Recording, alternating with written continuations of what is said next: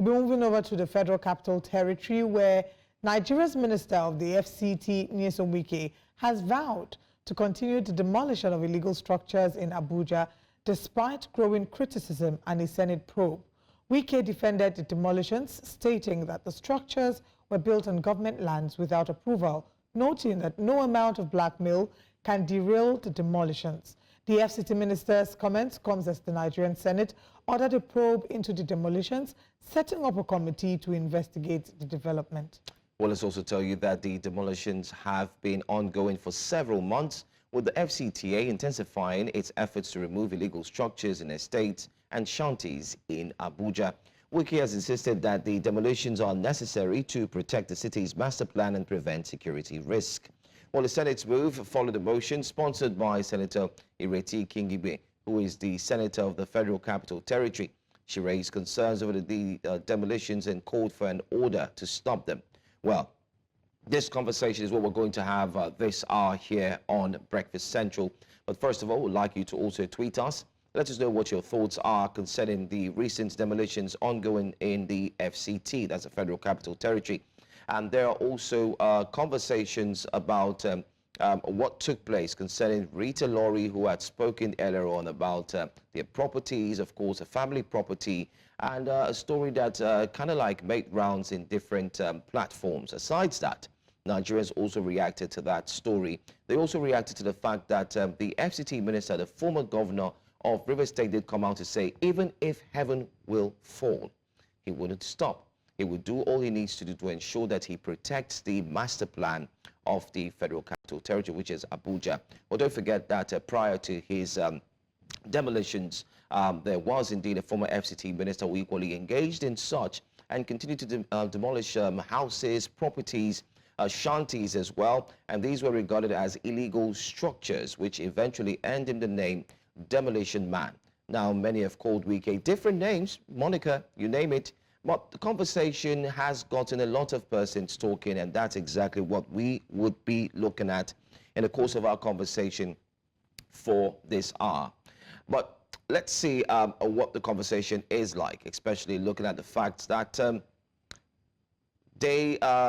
people have been talking. But anyway, joining us this morning, we do have Lere Olayinka. Now, he is the Senior Special Assistant on Public Communications and New Media to the FCT Minister, Nyesom Wike. Thank you so much for taking time out to join us on a Monday morning. Yeah, good morning. Thank you for having me. Great, great. I'm sure you are aware that this is one of the biggest conversations, especially that's got to do with every single Nigerian. Looking at the fact that demolitions have continued in the Federal Capital Territory, regarding the FCT minister, and even calls have been made for him to put a halt to it. Can you bring us up to speed as regards to why these demolitions have seemed to look like it has no form of human sympathy, but rather has continued because of one thing, which is the master plan? Can you expatiate more on that? Well, there are two forms of demolition that I want us to be conversant with. If I buy land and someone illegally adds structures on the land, it is my duty to remove those illegal structures and put my own structure. That is demolition by by buyers or by owners of lands. Then demolition by the government will be for the purpose of, like you said, retaining and sustaining the original master plan of the FCT. Retaining and sustaining that master plan. It happened before. It happened when El Rufai was minister. And the moment he left, it appears that people just felt that, oh, it has now become business as usual. For instance, building houses on drainage channels, building houses, getting approval from government to use land for, in Abuja, there are lands that are designated for green areas where you use for the highest you can do on those green areas is for maybe recreation purpose. Put recreation is used temporary structures. But you find out that people who were given an allocation to use those places temporarily will end up putting permanent structures, building houses, building schools, sometimes building religious centers. And whether we like it or not, the moment you contravene rules, if you come to live in my house and I say, when you are living in this, I'm giving you one room to stay in my house, and you pay for that one room. After 6 months or 1 year of sleeping in my house, you started demarcating. You changed the one room to like a room and a parlor. You started putting structures that were not in the house. And if I choose to now say leave my house, will anyone tell me that I was doing it with that woman face? But the question is, the public should also begin to like sympathize with government now, rather than sympathizing with the public all the time. And this is what I've told people in most cases.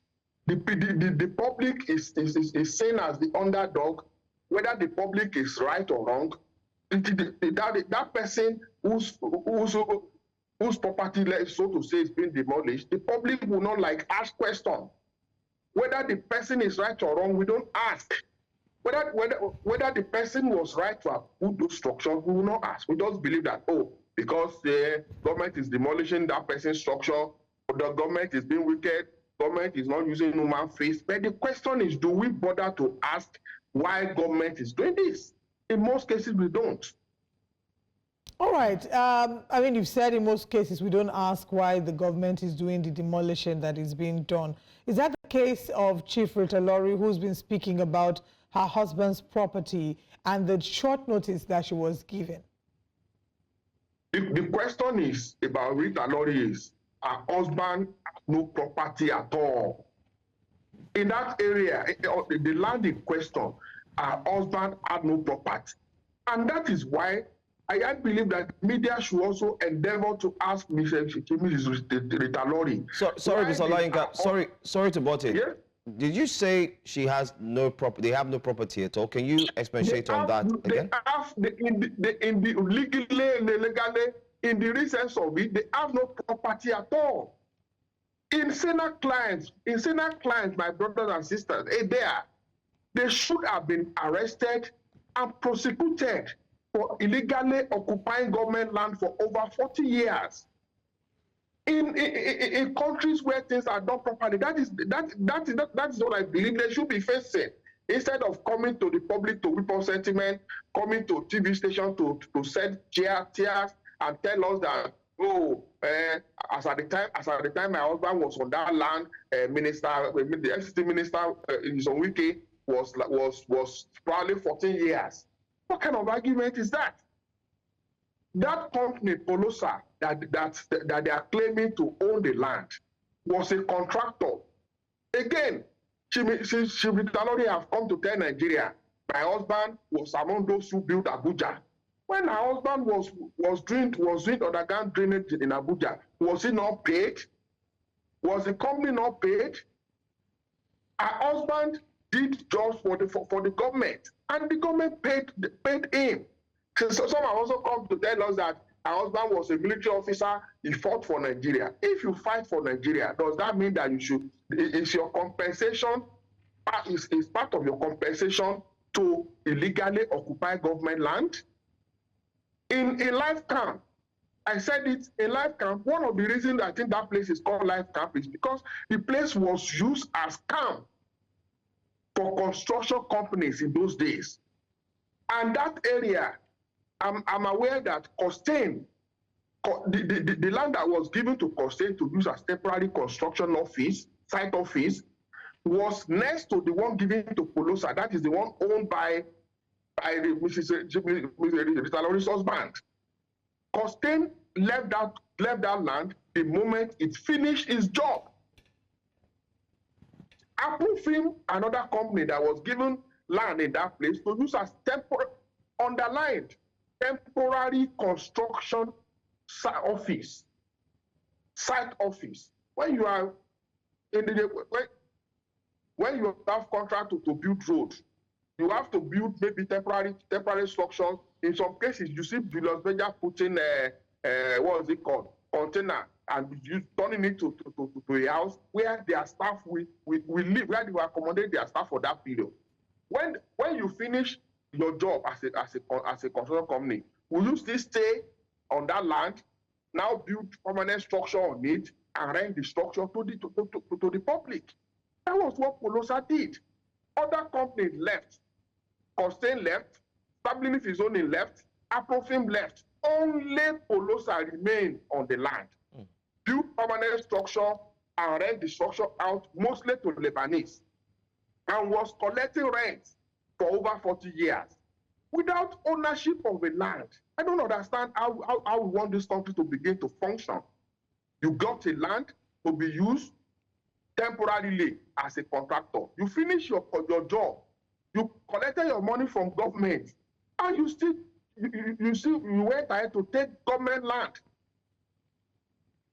And you were collecting rent for over 40 years. Now you are coming to tell the public, oh, they took my husband's land. The question is, the husband in question, they said he died 2020. Why did he not make noise before now?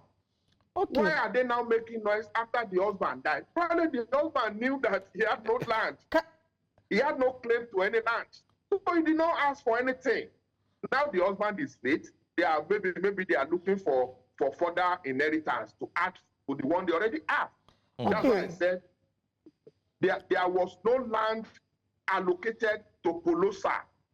I stand to be corrected. If they have documents to that effect, like C of O or right of O, let them produce those documents. All right. I mean, part of what we've also seen revealed, according to the reports, is that her children were ready or had paid 10 million naira. They were ready to start the regularization process for the land. So the question I wanted to ask is, if you can speak to that as well. What are the plans for this property that is in dispute? And is there a possibility, because they said they're ready to pay if need be, is there a possibility that this can be resolved?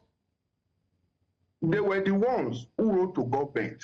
That is why I said, if truly they had ownership of the land, why did they write to government asking that the land be allocated to them?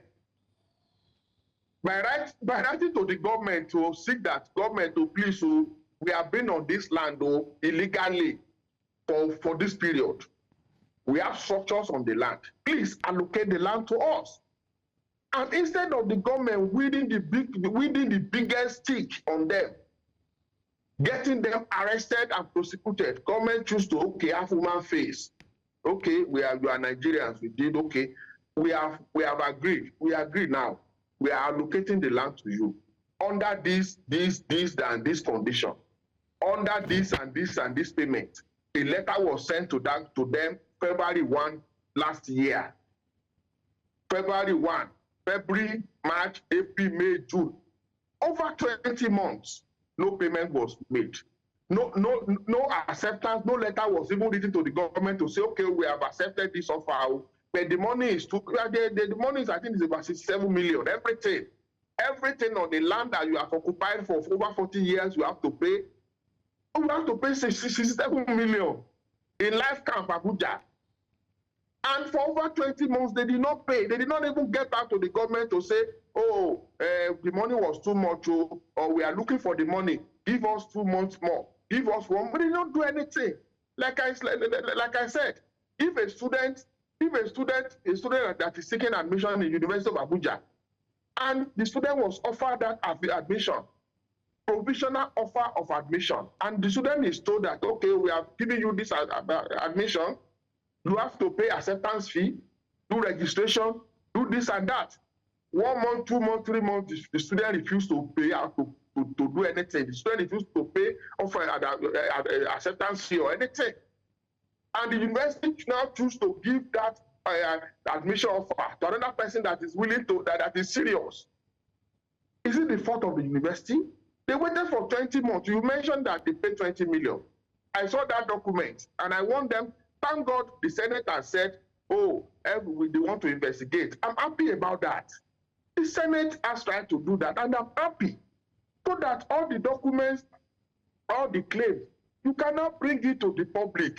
But will Nyesom Wike now officially, will Nyesom Wike now stop the demolitions, and will he appear before the Senate? Nyesom Wike is not the one demolishing that house. That land has been allocated now. No, we're not just talking about this land. It's the reports of the multiple demolitions that have been occurring in the FCT. Is there going to be a pause on that? And are we expecting him to appear before the Senate? Why won't he appear? Why won't he appear before the Senate? Why won't he appear? He will appear before the Senate. He will appear definitely. And what I'm telling you is that in the last 2-3 weeks, did you hear any issue of demolition? But you see, one of the things that I've said, journalists in this country should also begin to do is do investigative journalism. Okay. Most of this area that they come out to say, hey, somebody is being demolished. Look at the one in Wuye. Look at the camp in Wuye. I went there with the minister. There was no single permanent structure on that land. It was an open land, cashew was planted, trees are there, teak and all those things. People just use wood to build shanties and use what's it called, nylon to go into a sack to cover, and they were living there. More than 10,000 people living on that land, and that place is next to an estate. Next to an estate, people just gather themselves, occupy their land, put like farmhouse on the land, and those are some of the things the public get to hear, that government is demolishing. What did the government demolish? People put government demolish shanty that is close to a train station. Okay, Mr. Olayinka, I think you've shared your point of view, especially helping Nigerians to see the other side to this story, that it's more like a case of the boy who cried wolf. That's what it's starting to look like with your explanation. But then again, just to confirm, as we wrap up this conversation, because we're out of time, the FCT minister is set and ready to appear before the Senate. Can we confirm that? Definitely, it will. Definitely. The Senate is an institution of Nigeria. So the FCT minister will appear. Okay. That is it. Okay. He will appear. Okay. Anytime he's called by the Senate, by the House of Reps, but even by Nigerians to come and explain, he will explain. He has been explaining what his activities as minister. All the project he's doing, he does live coverage almost all the time, so that the public can see. Okay. All right. I want to say thank you so much. I want to say thank you so much for speaking to us. Hopefully, when he appears, or right before he appears, we'll get to have you back and get to hear some more concerning these demolitions and what will come out of it, especially now that the Senate has been involved. And thank you so much for also sharing with us that the demolitions have been put to a halt. Thank you so much for your time. Thank you very much for having me. Thank you. All right.